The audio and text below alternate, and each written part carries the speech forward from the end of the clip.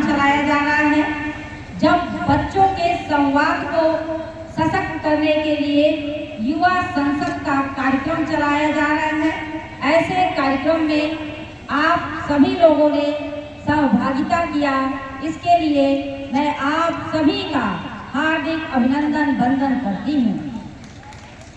यहाँ पर आज मैं विशेष रूप से अपने छात्र बहनों, छात्र भाइयों से वार्ता करना चाहूँगी, क्योंकि यह कार्यक्रम विशेष रूप से उन्हीं लोगों के लिए आयोजित किया गया है। कल सुभाष भाई जी ने मुझे इस कार्यक्रम की जानकारी दी और बताया कि छात्र छात्राओं के लिए इस तरह का एक कार्यक्रम नेहरू युवा केंद्र कर रहा है। बड़ी प्रसन्नता हुई मुझे कि इस तरह का कार्यक्रम आयोजित किया जा रहा है, क्योंकि ये वो कार्यक्रम है जिनकी गतिविधियों में सम्मिलित होकर छात्र छात्राएं केवल अपना ही भविष्य उज्जवल नहीं करते हैं, बल्कि इस राष्ट्र का भविष्य भी उज्जवल करते हैं। मैं आपको बता दूं कि बहुत से लोग सोचते हैं कि केवल और केवल पढ़ाई करनी चाहिए। वो भी अपनी जगह ठीक है कि पढ़ाई पूरी एकाग्रता के साथ करनी चाहिए, लेकिन पढ़ाई के साथ साथ यदि आपके अंदर कुछ प्रतिभा है, यदि आप विद्यालय की अन्य गतिविधियों में हिस्सा लेते हैं, चाहे वो गतिविधियाँ स्काउट गाइड्स के माध्यम से हो, एनसीसी के माध्यम से हो, वाद विवाद प्रतियोगिता के माध्यम से हो, लेखन प्रतियोगिता के माध्यम से हो, यानी कि जो भी सांस्कृतिक और साहित्यिक गतिविधियाँ हैं, यदि बच्चे विद्यार्थी उसमें सम्मिलित होते हैं तो उनके व्यक्तित्व का सर्वांगीण विकास होता है। और आज जब यहाँ पर एनसीसी की छात्राएं, एनसीसी कैडेट जब यहाँ पर सम्मिलित होकर आप सभी लोगों को एक जागरूकता का संदेश दे रही थी कि किस तरह हमें अपने मत का प्रयोग करना चाहिए, एक एक वोट का महत्व है। उन लोगों ने कहा भी कि 1, 2, 3, 4 मतदाता रहे होशियार। उन्होंने यह भी कहा कि पहले जलपान, फिर पहले मतदान, फिर जलपान। तो कहने का मतलब है रोज तो हम सुबह सुबह उठकर जलपान करते ही हैं, लेकिन जिस दिन देश बनाने की बात हो, जिस दिन आपके हाथों में वो ताकत मिलती है संविधान के नाते कि आपके एक वोट से इस देश की तकदीर और तस्वीर बदलेगी, उस दिन पहले केवल और केवल आप मतदान करिएगा, उसके बाद जलपान करिएगा, तभी जाकर यह भारत सशक्त और समृद्धशाली भारत बनेगा। आज आप देखिए, कभी मैं भी आप लोगों की तरह विद्यार्थी थी और इसी विद्यालय की विद्यार्थी थी। कक्षा 6 से लेके कक्षा 12 तक की शिक्षा हमारी यहीं पर हुई है। कक्षा 10 में मैंने पहली बार पढ़ा था कि हमारा भारत देश एक विकासशील देश है। और जब मैं उस समय यह पढ़ी कि हमारा भारत देश एक विकासशील देश है, तो मैंने उस समय यह कल्पना नहीं किया था कि कभी कोई ऐसी सरकार आएगी, कभी कोई ऐसा प्रधानमंत्री आएगा देश में जो यह सोचेगा कि इस देश को विकसित भारत बनाने का संकल्प लेना है। और धन्य है अब कि आज हमारे देश में ऐसी सरकार है, ऐसे प्रधानमंत्री हैं कि 2047 तक हम लोग विकासशील भारत को विकसित भारत बनाने के लिए कटिबद्ध हैं। भाइयों, जब सरकारें ऐसा सोच रही हैं, तो यहाँ पर जो हमारी बहनें हैं, जो यहाँ पर हमारे भाई हैं, जो इस राष्ट्र के भविष्य हैं, आपका भी यह कर्तव्य है कि राष्ट्र को समृद्धशाली बनाने के लिए, इस देश को विकसित बनाने के लिए आप भी उसमें अपना योगदान करें। और आपका योगदान कैसे होगा? आपका योगदान इस तरह से होगा कि माता पिता ने अपनी जिम्मेदारी का निर्वहन किया और आपको इतने अच्छे विद्यालय में शिक्षा ग्रहण करने के लिए भेजे हैं।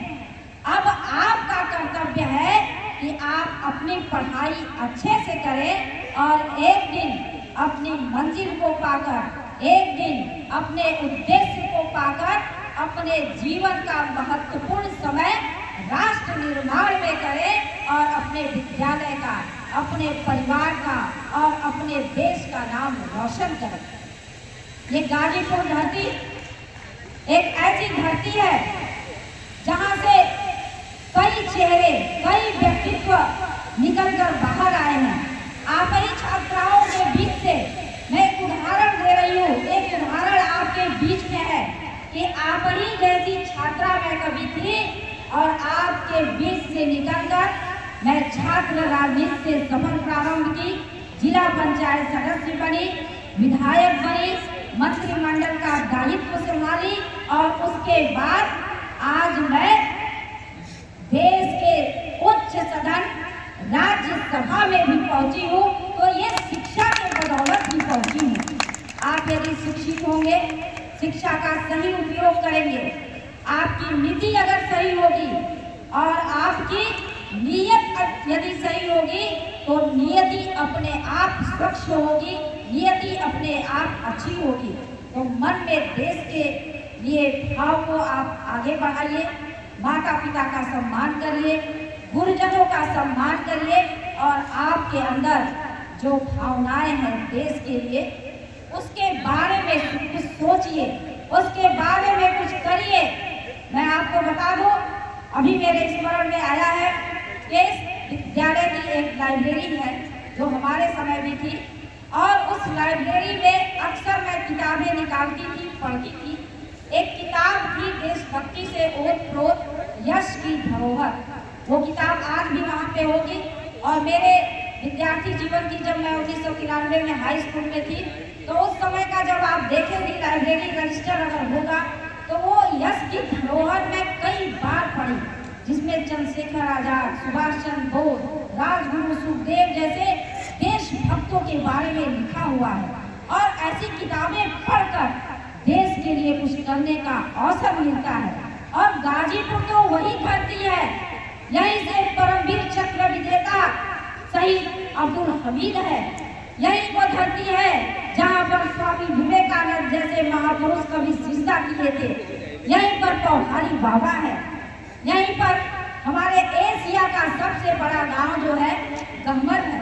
तो गाजीपुर शहीदों की धरती है, वीरों की धरती है। यहाँ पर बड़े बड़े साहित्यकार भी हुए हैं, ये साहित्यकारों की भी धरती है।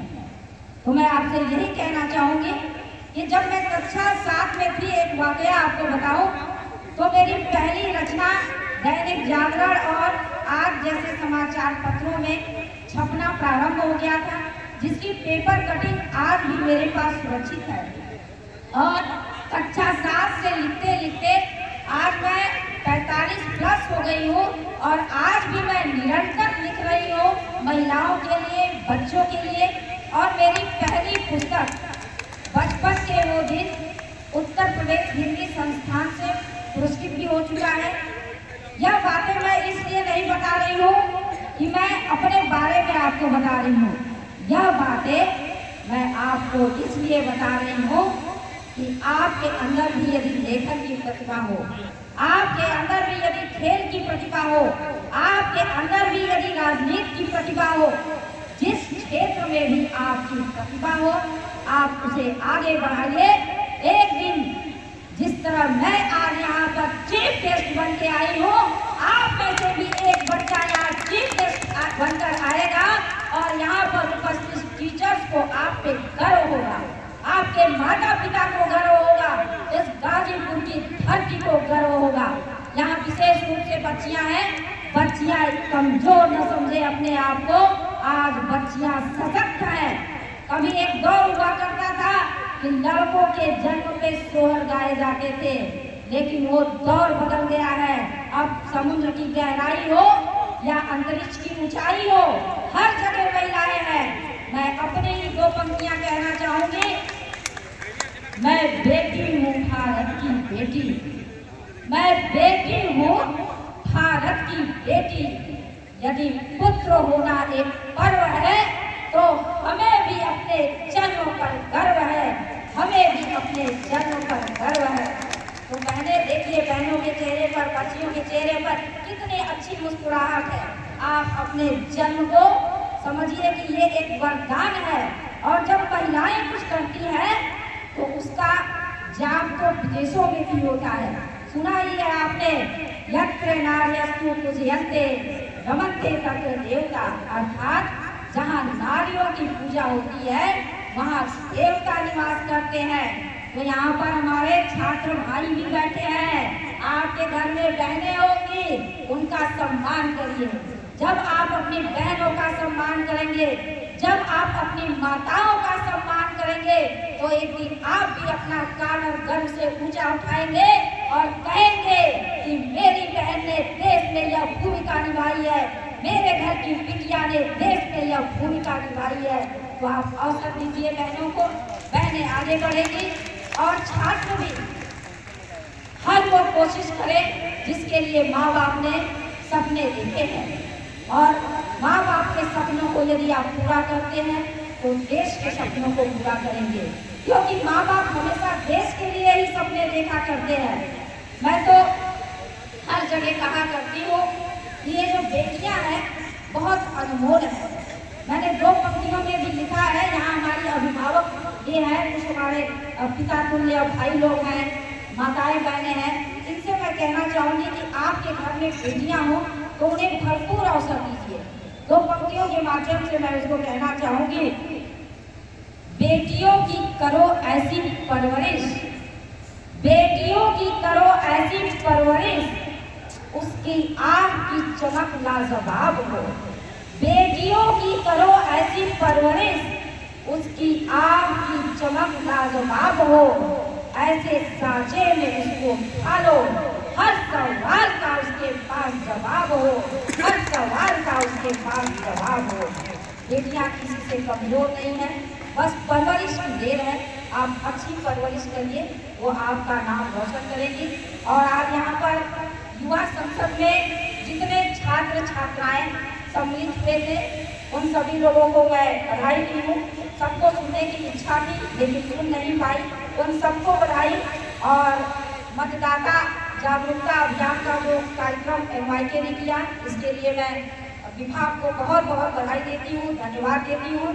और अंततः यही कहना चाहूँगी कि विकसित भारत में आप लोग अपना योगदान करें, तभी आप लोग को लगेगा कि आपका जीवन सार्थक हुआ है। क्योंकि आज हम दुनिया की 5वीं सबसे बड़ी अर्थव्यवस्था है, और आप जैसे छात्र छात्रा जब देश में सहयोग करेंगे, देश के लिए सहयोग करेंगे, तो आने वाले कुछ ही वर्षों में हम एक बार दुनिया में तीसरी बड़ी अर्थव्यवस्था बनकर उभरेंगे। उसमें आप लोगों का बहुत बड़ा सहयोग रहेगा। ज़्यादा कुछ ना करते हुए यहाँ पर कितने